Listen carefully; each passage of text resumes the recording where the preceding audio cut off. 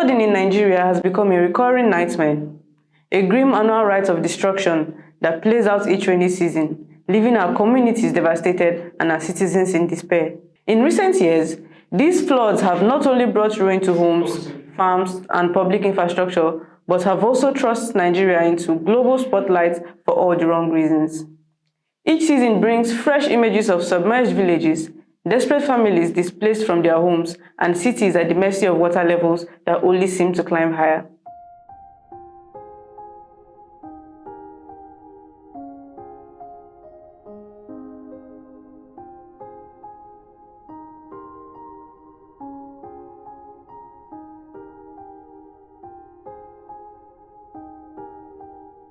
This annual catastrophe represents a failure of governance, planning, and urgency, infrastructure investment, and foresight. The question that looms is this: how much longer will Nigerians suffer, and how many more lives and livelihoods must be sacrificed before our leaders take bold, proactive steps to tackle this crisis? The statistics paint a harrowing picture.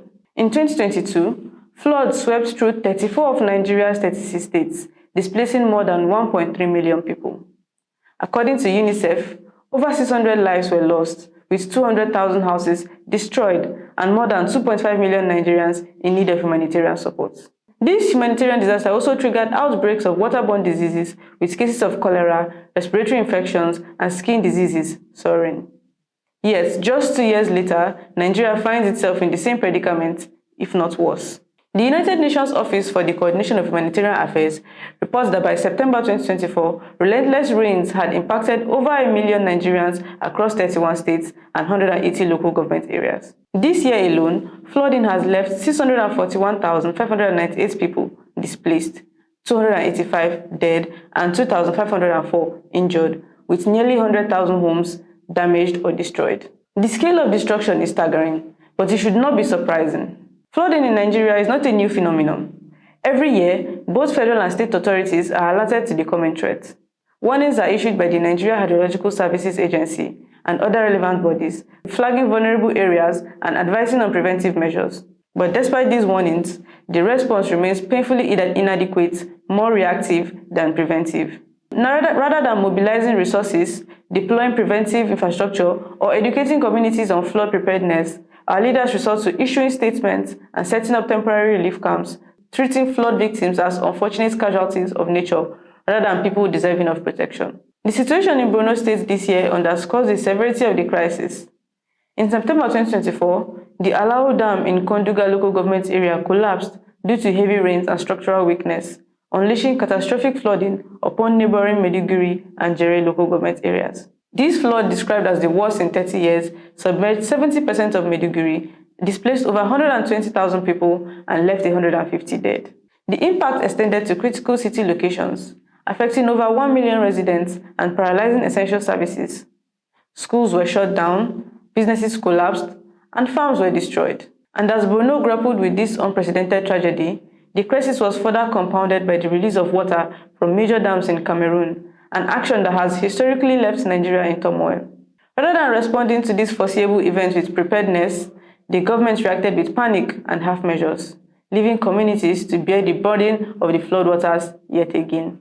Nigeria's pattern of responding to floods with band-aid solutions has resulted in catastrophic consequences. Farmers lose entire seasons of crops, thrusting them into debt and worsening the nation's food insecurity.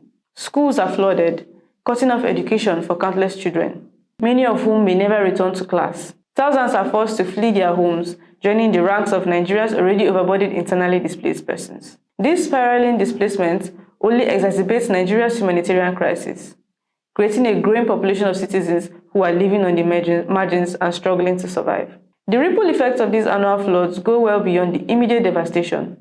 They weaken Nigeria's economy, strain public services, and deepen the cycle of poverty that traps so many of our citizens. The recent release of water from the Oyan Dam by the Ogun-Osun River Basin Development Authority on October 16 was yet another devastating reminder of the government's failure to prioritize flood prevention. Ogun and Lagos residents were forced to brace for yet another flood, with the government scrambling to issue advisories rather than having solid plans in place to protect lives and property. The cumulative impact of these floods is a blight on Nigeria's reputation and an embarrassment to a nation with vast resources and untapped potential.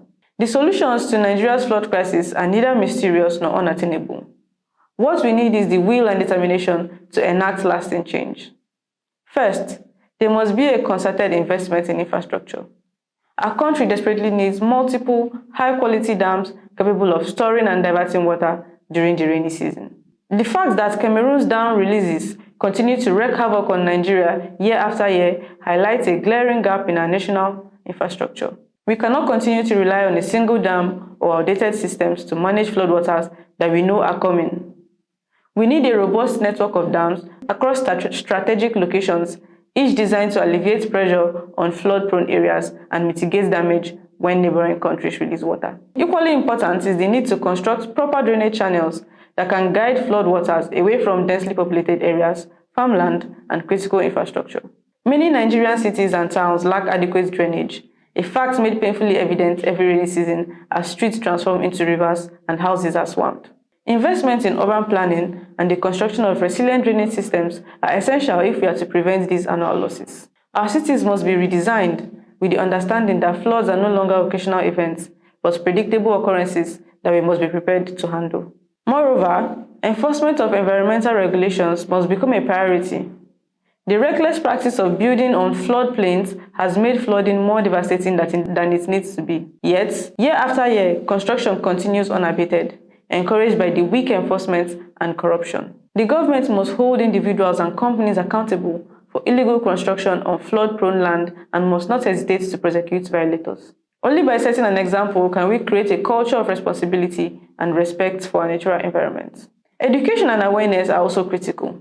Many Nigerians are unaware of the risks associated with poor drainage and the improper disposal of waste, which clogs our drainage systems and exacerbates flooding.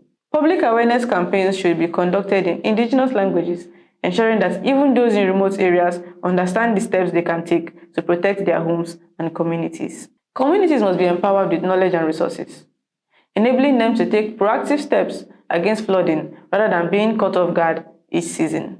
The federal government, state governments, and local authorities must take a united stand on this issue. It is not enough to issue warnings. These warnings must be backed by action, planning, and a sense of urgency that reflects the stakes at hand. The Nigeria Hydrological Services Agency has called for increased vigilance and preparedness measures, but these recommendations must be met with actual implementation. We cannot afford to wait until the next flood season to act. Flooding is no longer just an environmental issue. It is a crisis that cuts across public health, education, food security, and economic stability. Every year, floods erode our resilience as a nation, plunging thousands into poverty, deepening existing inequalities, and leaving an indelible mark on our development. The time has come for Nigeria to rise to this challenge and to commit as a nation to building a future where flooding no longer dictates our fate. This annual tragedy must end. We demand decisive action from our leaders. We demand accountability from those charged with protecting our citizens. And we demand that Nigeria put an end to this cycle of devastation, rebuilding itself into a nation where every rainy season does not bring disaster, but growth, renewal, and resilience.